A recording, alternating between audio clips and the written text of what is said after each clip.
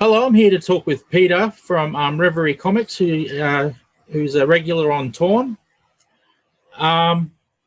He's joined ComX in the ComX 18-month calendar, so we're here to talk about some of his art, so we know what it is he'll be bringing to the table. Over to you. So we'll just check out one of your pictures. We've got Red Gum here.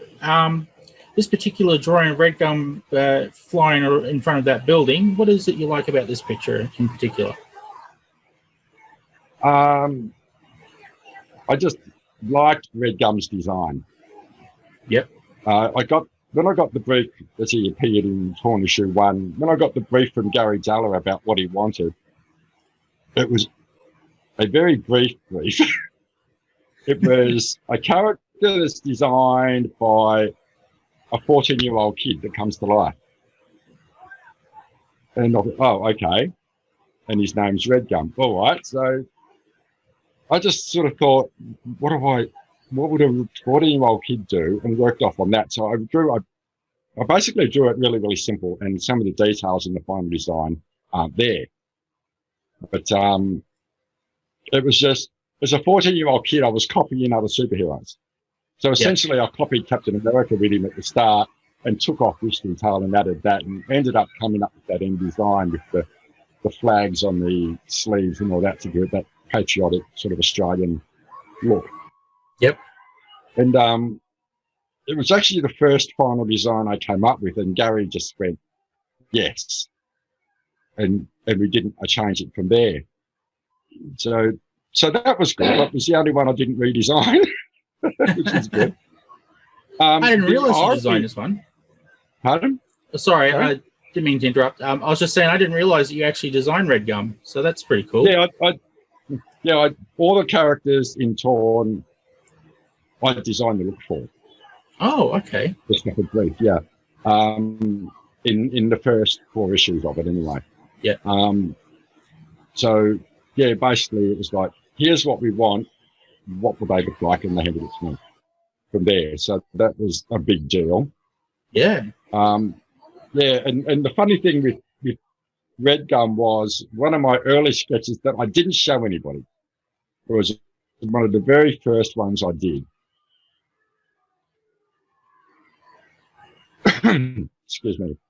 In the Toby and the Magic Pencil, when he was created, when Toby first drew him, Dylan drew a slightly simplified version of how Red Gum is now. And it's actually what I drew the first time, even though he never saw it. Oh. Which is kind of weird. He simplified it into what I'd originally drew, which was quite strange. And then, yeah, if you know what I mean. Yep. Yeah, so in Toby, he's a bit simpler. When he first appears, then he was in Torn. Yeah. Because Toby just drew him a little differently to begin with. And that's what I originally drew Red Gum as, even though I'd never shown anybody that. It's just an enormous, weird coincidence. Yeah, that is. It was strange. I sort of couldn't believe it when I first saw it. But got to be joking. But yeah, Red Gum's just a design that I liked. Yeah, it's a good design. I like it too. Yeah, it's resonant. A lot of people have said they sort of really like it. So that was a fun one to come up with. And he's really fun to draw because he never takes life seriously. Ah, nice.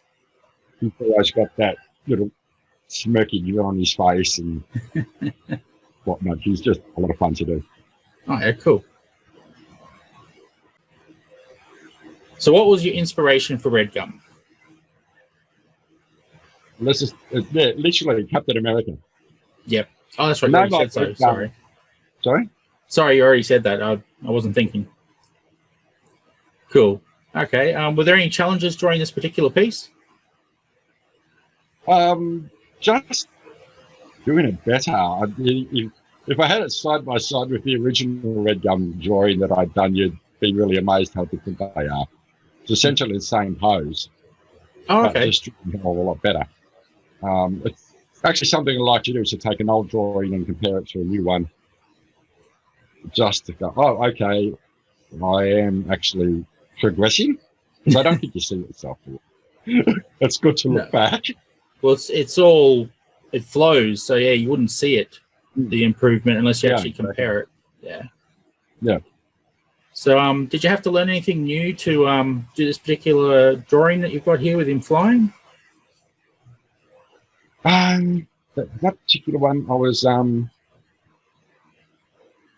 think that's the first time I did some defocusing stuff, like actually using a digital platform. Okay. More like, because most of my work I do on Surface Pro digital.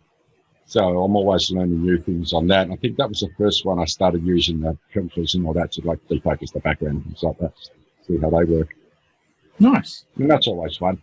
And I tried to draw that drawing with a slightly more comedic slant to it than what I normally do too. So it was a lot simpler in form than what I'd normally do. So that was a bit of a challenge. Okay. Normally a lot more serious and a bit sort of darker in how I draw things. Oh, okay. So I guess this particular picture, how would you think it will connect with people? I just hope they think it's a bit of fun. It's supposed to be just a fun drawing, and Awesome. look at it and get an idea that it's a fun character. That's really all it was aimed for. Oh, yeah, cool. Just to sort of play him a bit rather than. But when I do any character, I try to put character into it. Yep. I don't just want to draw people standing there like, heroes. It's got to be. They've got to be putting something out there. Yeah, a bit of personality. Yeah. A bit of personality, exactly. Yeah. That's the goal, at least, anyway. And the hard part comes when you're doing a comic page, to put all that into a panel as well.